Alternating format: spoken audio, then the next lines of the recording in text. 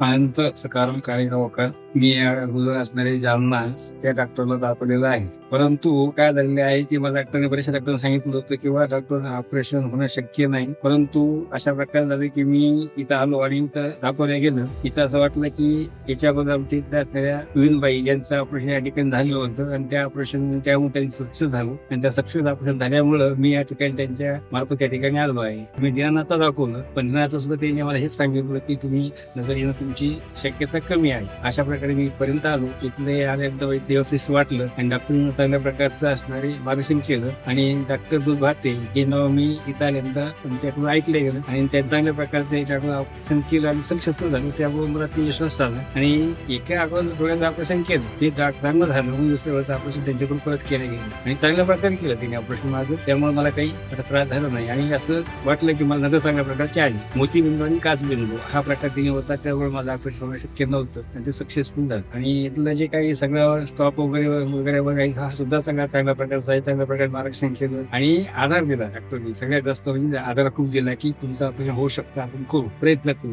आणि व्यवस्थित प्रकार केलं बरं का. कुठल्या प्रकारचं अशा प्रकारचं डॉक्टरने काही ऑपरेशन चांगल्या प्रकारे केलं.